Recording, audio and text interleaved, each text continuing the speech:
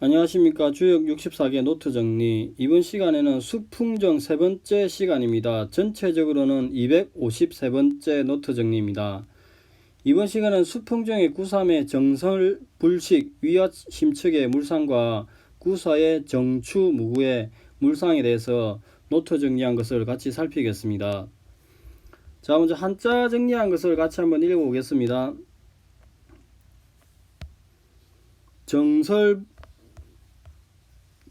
정설불식, 위와 심측.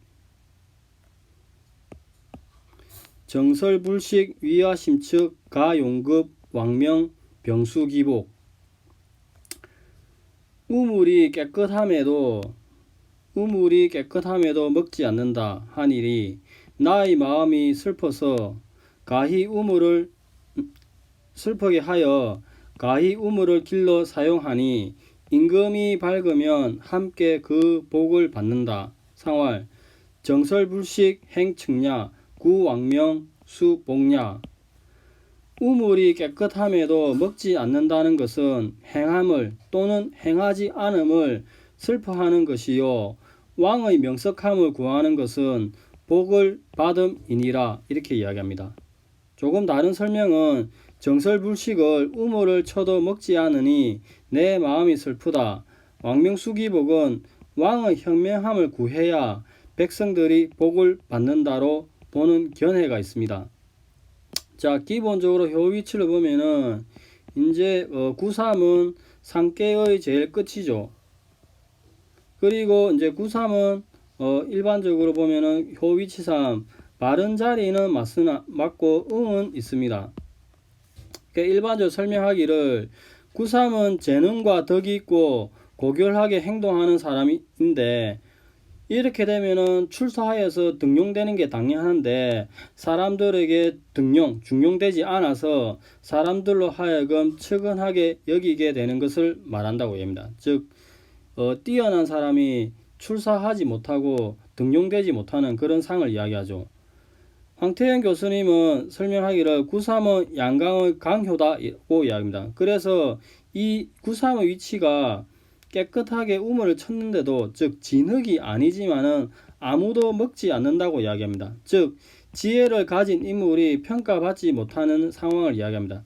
그리하여서 이 사람의 때는 아직 오지 않았다고 보는 거죠. 그래서 이 효는 현명한 지도자가 현인이 이 잠재력을 어떻게 인정해야 하는지를 잘 보여주는 효라고 이야기합니다. 다사는 조금 다르게 설명하시기를 우물을 깨끗이 쳤는데도 먹지 않으니 내 마음이 슬프다. 그 물을 길러서 먹을 수 있으니 왕이 총명하면은 나뿐만 아니라 임금과 백성 모두가 그 복을 받을 것이다. 이렇게 이야기합니다. 자, 여기서 이제 실천적으로 효를 받으면은 정설 깨끗하게 이제 우물을 깨끗하게 했다 이 말이죠. 근데 왜 먹지 않느냐? 역접의 관계죠. 우물을 원래 먹으라고 있는 건데 먹지 않는데 그리고 내 마음이 편하지 않다. 심측 여기 있는 왕과 동일 인물인지 아니면 다른 사람인지 일단 고민을 할 수 있죠. 똑같은 인물인지 다른 사람인지 일단 고민을 해야 됩니다.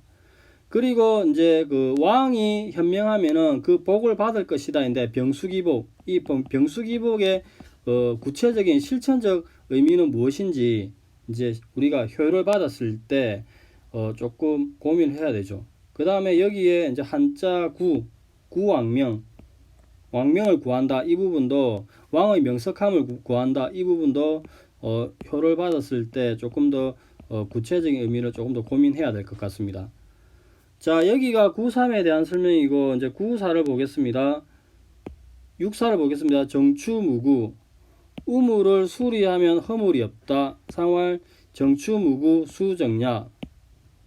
우물에 담을 치면은 우물을 수선한다는 말이다. 즉 정추무구는 우물의 벽을 쌓아서 수리하니 허물이 없다. 이렇게 이야기하죠. 기본적 효 위치를 보면 이제 상계로 전환을 했죠. 학계를 이제 넘어서서 그리하여서 설명하기를 수선의 미래를 준비한 길한 것이 오고 있다. 즉 수선의 의미가 있고 그 다음에 미래를 준비하여서 길한 것이 점차 다가온다고 이야기합니다. 즉 우물을 수선하고 난 뒤에 전진의 기회, 전환의 기회가 온다 이렇게 얘기합니다. 즉 우물 입구에 벽돌을 쳐서 바깥물이 들어오는 것을 막는 형국이라니까 이제 뭔가를 거둬들이는 받아들이는 그런 형상이 있다 이야기죠. 그러면 우리가 실천적으로 효를 받았을 때 정추, 우물에 벽을 친다가 무엇인지, 그 다음에 여기 수정, 우리가 이제 교정한다 그런 의미에서 이렇게 바꾼다는 의미가 수의 의미가 무엇인지, 수선한다 의미가 무엇인지, 이제 변화를 가져온다 이 의미에 대해서 상징성을 검토할 필요가 있을 것 같습니다. 자, 여기가 이제 일반적인 설명이고 다산의 설명을 보겠습니다. 정설불식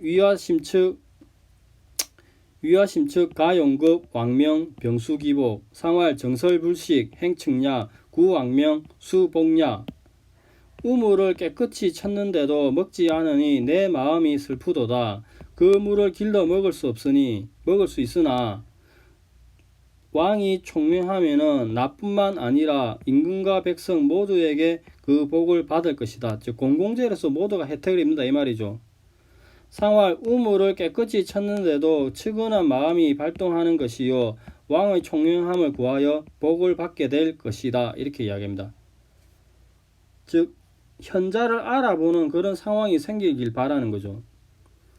자, 우물을 쳤는데 묵지 않는다는 물상을 보면은 이렇게 수풍정에 물상이 있으면은 구삼이 효변을 하게 되면은 중수습감이 되죠. 중수감이죠. 상계도감, 학계도감 이렇게 되죠. 이 중수습감은 이렇게 그 지택임에서 추일하여서 왔습니다. 지택임은 학계가 태의 입이 있는데 이 벌어진 입을 이 흙으로 이렇게 막아버렸다 이렇게 얘기합니다.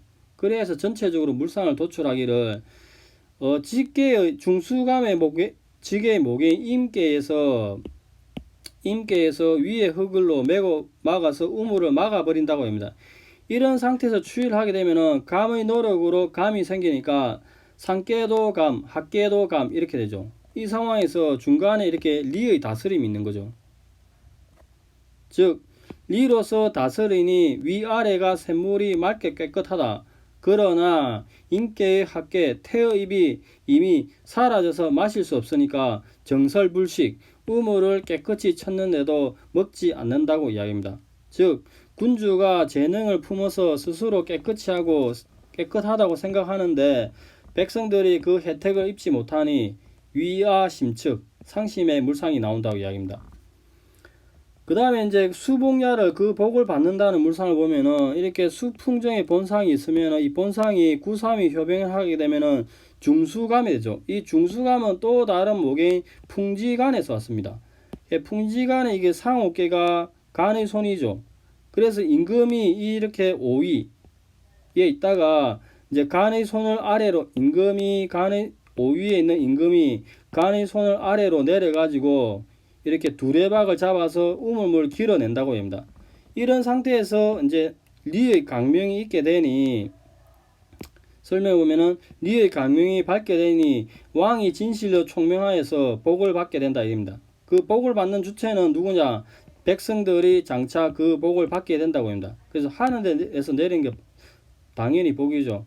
그래서 이의 정치적 의미를 만약 나를 끌어당겨서 등용시킨다면은 나에게도 진실로 복이 되지만 임금과 백성에게 모두 복이 된다 이렇게 이야기하죠. 즉 수풍정의 우물물은 한 명만 먹는 게 아니라 여러 사람이 먹는 공공재죠. 그래서 뛰어난 인재를 이렇게 이제 등용하게 되면은 왕뿐만 아니라 백성들 나 자신에게도 모두에게도 혜택이 돌아간다고 이야기합니다. 그 다음에 구왕명은 이 중수습감에 요 간산이 중간에 있죠. 이 중수습감을 보면은 변한 직계의 목인 중수습감에 간산의 물상이 있죠. 그래서 이 간은 구하다의 물상이 있죠. 그래서 왕의 총명함을 구한다 이렇게 이야기합니다. 자, 글을 한번 다시 마지막으로 읽어보겠습니다. 우물을 깨끗이 쳤는데도 먹지 않으니 내 마음이 슬프도다. 그 물을 길러 먹을 수 있으니 왕이 총명하면은 나뿐만 아니라 임금과 백성 모두가 그 복을 받게 될 것이다. 상활 우물을 깨끗이 쳤는데도 측은한 발동하는 것이요 왕이 총명함을 구하여 복을 받게 될 것이다 이렇게 이야기합니다. 그 다음에 이제 그 육사에 대해서 살피겠습니다. 정추무구 상활 정추무구 수정야 우물의 주변에 벽돌담을 둘러싸으니 잘못이 없을 것이다. 상활 정추무구는 우물을 수리하는 것을 가리킨다 이렇게 이야기합니다. 자, 정추 우물의 주변에 벽돌로 둘러친다는 이야기는 이렇게 수풍정에 육사가 효변하게 되면은 태풍대가가 되죠. 그 태풍대가 되는데 이제 우물 주변에 그 벽돌로 둘러싼다는 이야기는 이렇게 그 수풍정 본계는 이렇게 지천태로 보다죠. 그 지천태 상계가 이렇게 고는 흙이 있는 거죠. 고는 흙이 있는데 추위를 하게 되면은 중간에 이렇게 리의 불이죠, 불. 그래서 이 흙을 이렇게 불로 구우니까 흙벽돌이 만들어져. 그래 흙벽돌이 이렇게 4개가 이렇게 만들어진다고 보는 겁니다. 벽돌이 4개로 만들어지니까 이제 우물 주변을 공사를 하고 그 다음에 여기에 위와 제일 아래가 이렇게 트져 있죠. 튀어져 있습니다. 튀어져 있는 물상이 나옵니다. 그래서 이제 설명하기를 대각계의 위아래가 튀어져 있으니까 우물 주변에 벽돌을 둘러쳤으나 위아래는 이제 터져 있다 이렇게 이야기합니다. 그리고 이렇게 벽돌의 물상은 지천대계 상계 고내 흙이 있으니까 이것을 추일하면 수풍정이 되니까 상옥계가 리의 불러서 구우니까 대각계가 되면은 벽돌이 구운데 벽돌 강이 4개 단단한 게 있으니까 효변하게 되면은 대가가 되면은 4개 강이 층층이 겹쳐져 있으니 이는 마치 벽돌을 포개어 쌓아 올린 모습을 이해합니다. 그래서 정추 우물에 벽돌을 쌓아서 올린 물상이 나온다고 이야기합니다. 그 다음에 이제 허물이 없다 물상을 보면은 이렇게 그 수풍정 본계가 육사가 효변을 하게 되면은 이제 그 태풍대가가 되죠. 태풍대가는 지계 모계인 내천대장에서 왔습니다. 그래서 내천대장에 상계가 우레죠, 우레가 이렇게 치가지고 내려오니까 수풍정 태풍대가 되니까 합계가 손의 겸손함이 이루어지는 거죠. 그래서 우레가 이렇게 내려와서 일단 겸손하게 되고 그 다음에 1이 5로 오히려 올라가니까 양강의 강건한 군리를 차지하고 있으니까 제자리에 갔으니까 결국에는 허물이 없다 이렇게 합니다. 근데 수정은 이 한자 수정하다죠. 우물을 다스린다 이야기합니다. 즉 수풍정 중간을 이렇게 보면은 리의 다스림이 있는 거죠. 이렇게 중간에 이렇게 리로서 다스림이 있다 이런 물상을 도출해냅니다. 자, 글을 한번 읽어보겠습니다. 우물 주변에 벽돌담을 둘러싸으니 잘못이 없을 것이다. 상활 정추무구는 우물을 수리함을 가리킨다 이렇게 이야기합니다. 자, 여기까지가 93과 64에 대한 설명입니다. 그 93에서는 우물을 깨끗하게 쳤는데도 사람들이 먹지 않는 이 구체적인 의미, 그 다음 여기에 아와 왕과는 동일한지, 그 다음에 복을 받게 되는데 이 복의 의미가 구체적으로 무엇을 의미하는지, 64에서는 이렇게 우물을 벽돌 정추 수리하는 그 상징성이 무엇인지, 그래서 여기서 숫자 수의 의미가 무엇인지 검토를 할 필요가 있죠. 자, 여기까지가 수풍정에 대한 일반적인 설명입니다. 지금 우리가 계속 주역을 하는 게 1번부터 5번까지는 기초를 했고 6번은 그 다산의 효변과 추위에 대해서 설명했습니다. 그 다음 7번부터는 49번 택화협계부터 했죠.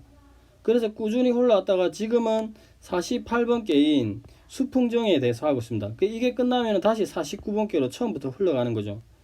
그래서 혹시 중간에 이걸 들으시는 분들은 여기 앞에 있는 제일 처음 부분에 있는 이 부분을 먼저 많이 들으시고 충분히 익숙하게 된 다음에 7번 개부터 들으시면 좋을 것 같습니다. 어느 정도 실력이 올라가면은 스스로 점을 치는 방법에 대해서 제가 설명을 드렸으니까 그걸 응용해 가지고 생활점을 치면서 개별 각 효를 바라보면서 공부를 하면은 조금 재미가 있게 되고 또 주역을 공부하는 맛이 생길 거라고 장담을 하니까 꾸준하게 바라보시면 될 것 같습니다.